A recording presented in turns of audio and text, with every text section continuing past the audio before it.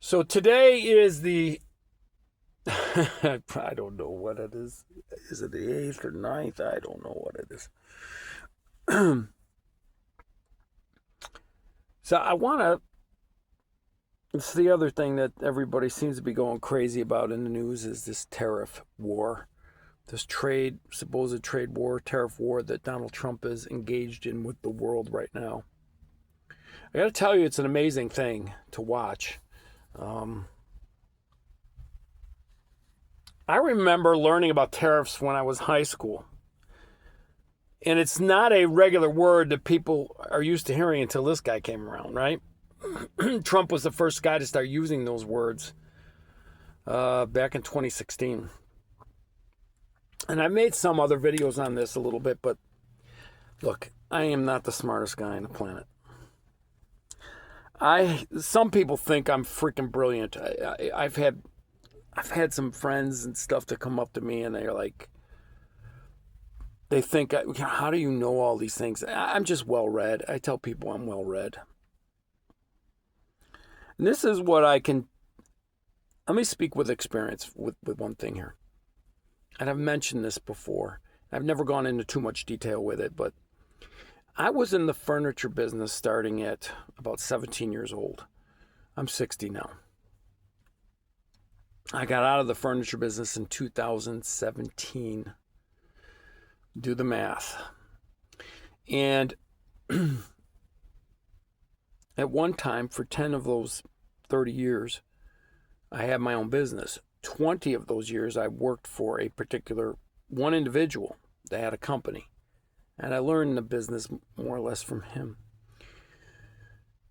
And I'm not an expert on anything as far as I'm concerned, but I like to think I'm very observant, right? So when I first started in the furniture business, everything was made here. I used to take a truck and pick up sofas and love seats from a company called Carlton that was in Elkhart, Indiana. I used to pick up stuff from a company that was on the south side of Chicago that was called Style Master. I would pick up sofas, love seats, sleeper sofas out of Chicago. I'd pick up a truck load of this stuff. I mean, it was all American made. This is probably started, this is like 1983, right? And the furniture industry in the United States was centered in the Carolinas, but I think particularly North Carolina. But the Carolinas were known for being the central hub for the furniture industry. Everything came out of there. And what eventually happened was, to make oak furniture, the oak was coming out of Eastern Europe. At the time, all these companies were, all the oak to build furniture was coming out of Eastern Europe. And not just that, but beech, hardwood. It was coming. The forests in Canada, well, they don't have the hardwood like we do. They don't have hardwood. All they're dealing with up there is pine and birch. And there wasn't enough hardwood in the United States to make oak furniture, so American oak was very, very expensive. So Yugoslavia, in particular, a lot of these Eastern European countries, they'd harvest this oak, and they would replant what they would use every year. The children would replant it when they were out of school. It was under communism, right? So I remember one company that was an import company that they would ship the stuff, what they called KD, which was knocked down, and they would build it in a warehouse. They'd reassemble it properly, with nail guns and staple guns and real screws and wood glue, and the stuff was sturdy. It lasted forever. And then in the early 90s, 92, when the Soviet Union fell and all the communism disappeared, they wanted a quick buck. They completely deforested their commercial lumber. I mean, they cut every freaking thing down. They went crazy.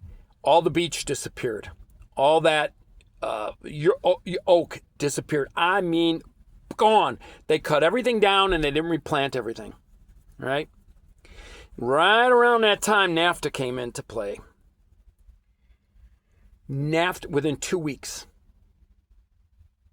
there was a company I was dealing with that closed up shop and moved to Mexico 2 weeks after NAFTA was signed, put about 800 people out of work. And that was the beginning. They went to Mexico. And then when labor costs got too high in Mexico, they went to Taiwan. And then they went from Taiwan to China. And then they went to Malaysia. And now they're in Vietnam because they were following the cheap labor. And then the furniture quality turned to shit. Once it got to China, it turned to shit. I could go on and on. I could tell you what they did, but we are in a place now where all the furniture you get comes from all those areas, and they make it look real nice, but it's cheap as shit. It's disposable. It's not going to last you long. NAFTA destroyed the furniture industry in this country. They completely destroyed it. So the Chinese are making this stuff, and they're making this stuff with toxic chemicals, mind you. There's formaldehyde in the wood. They're not even making these tables out of wood anymore. They're using the cardboard, like the cardboard you see out of that they roll carpeting up in, real dense cardboard, and they put a veneer on the top of it. That's what they're making. How did I find that out? A forklift going through a box once. That's how I discovered it. Forklift went through a box, went through the table, and that's how I discovered it. And then they started making it not assembled. They sell it here as all, now what they call ready to assemble, RTA. And you have to assemble it yourself. And it's cheap shit. Oh my God, is it cheap? And they're using rubber trees. And rubber trees are only good for producing latex for like 15 years or something. And then they cut all of them down. It's a tropical hardwood. It's a tropical maple tree. The latex trees are. But it's hard to stain, it's hard to cut, hard to work with. And mahogany, they're cutting down the rainforests. They're using mahogany for a lot of this stuff. I mean, the other day at a place I was at, I saw mahogany pallets. I could not believe this. If you work with wood and you understand there's tropical hardwoods, we're cutting down rainforests for pallets. This is nonsense. So anyway, tariffs are a tax that we place on another country's goods coming into this country to protect our industries here. We had a steel industry at one time, got put out of business by the Japanese. And over the years, we have shut down all our manufacturing and everything to China. And what we do is we export the raw materials over there. They make it, they build it, they do it because they can pollute the world because they don't have any pollution control with anything, and they send it back here as a finished product. And it's cheap because they're using slave labor. They're using kids, they're using prisoners, they're paying their people nothing. If you want something made here, it's going to cost you, but companies here go overseas and have it made because it'll cost you next to nothing, and you can get a bigger profit margin here. So that's what Trump is doing. Trump is trying to force manufacturers to come back here. Now, you can't do that with everything. Are we ever going to have sneakers made here again, shoes? Probably not. But you don't want your steel industry overseas. Excuse me.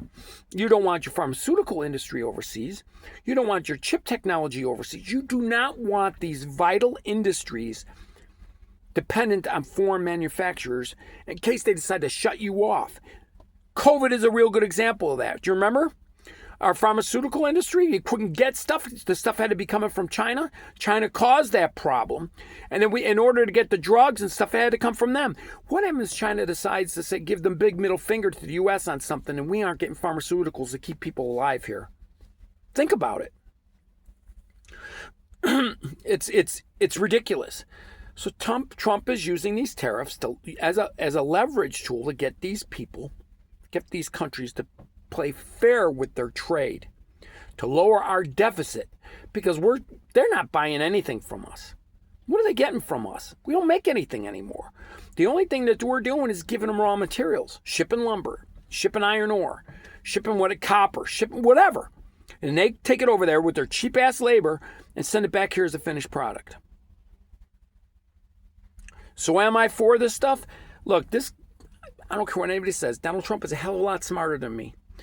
And in my lifetime, he's the first person that's actually done anything about the nonsense that happened with NAFTA and with trade.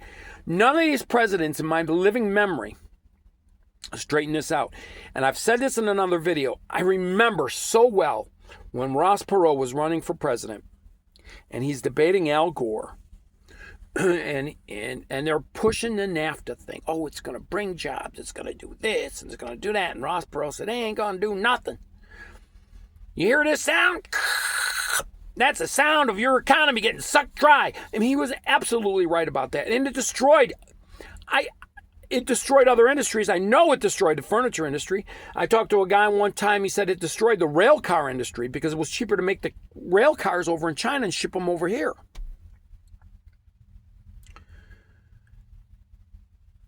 There needs to be a reckoning. There needs to be a reckoning, and Donald Trump has brought a wrecking ball to the entire world. So as I'm speaking about this, there's over 75 countries that want to make a deal with these tariff things. And I understand what he's doing, but unfortunately, we have a media that's not really honest and is not willing to educate the American people like they used to, because we don't have reporters anymore, and we don't have an honest media. We have a propaganda wing of leftist Bolshevik commie, worthless human beings that are trying to push a Bolshevik revolution in this country. If you can't see it, I don't know what to tell you. So anyway, that's what tariffs are designed to do. Tariffs are designed to bring, and Donald Trump is using it as a leveraging tool, because the truth of the matter is, nobody in the world has the purchasing power of an American citizen. We buy more shit than anybody else in the world. We buy more things than any other. We have more free-flowing money in this country than any other place in the world. And why do you think every country on the globe wants their products here? Every company in the world wants their products here because we're the only ones that have a lot of money. I can go on. I could talk about how the Europeans protect their industries. I dealt with Eastern Europeans because they were in that furniture business, like I told you, and I was friends with several of them that owned companies here, and they imported stuff and they built it here, and they always told me Europe protects their industries. They don't let American products in, and they sure as hell don't let Chinese products in. And this was many years ago. Maybe it's changed, but he said we do not let that stuff in because we're trying to protect our own. And so the European forms to protect. They have free trade amongst all of them.